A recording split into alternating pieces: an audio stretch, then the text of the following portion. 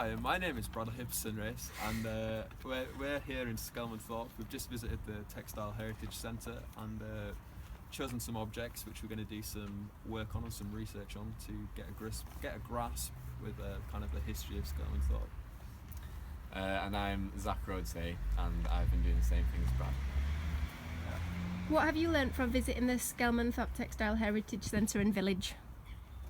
Well, just looking in specifically in the house, you can see the technological advances. So you go from the first iron to the gas iron to the steam iron, all different things. As in during the industrialisation of the country, it gives a really good case study of the technological advances that were at the time. Yeah, and by coming out here personally, coming to the centre itself and having a look around, it allows us to kind of realise that history isn't something that can be restricted to a classroom, but something you can be actively involved in and get out there for yourself. And by coming to Skelmanthorpe as well, we can kind of put the Industrial Revolution into more context of what's happening. So instead of looking at the industrialisation of Great Britain as a nationwide trend, you can kind of look at it on a more local level.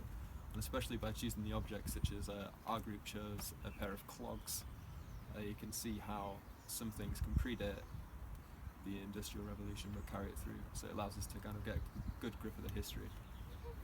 Why should historians use objects to understand the past? Well, objects are really good because they are just genuine first-hand experiences, so a really good way of connecting with the past without having to be there, and it gives you a better understanding of what people went through and sort of what things they used and how they lived.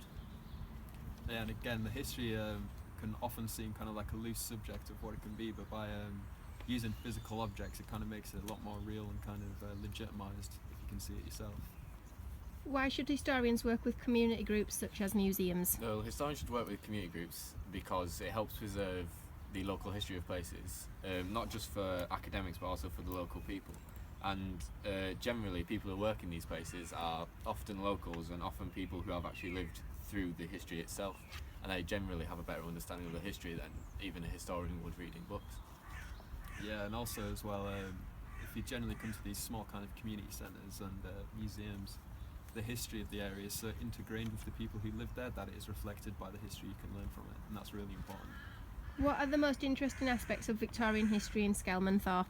For me, it's just seeing all the advances and how here, sort of like, especially the women in the private sort of sphere, worked within the house and all the different mechanical objects they use, and like the loom and just washing, and how much of an absolute sort of ache it was to do just even the simplest things like that today.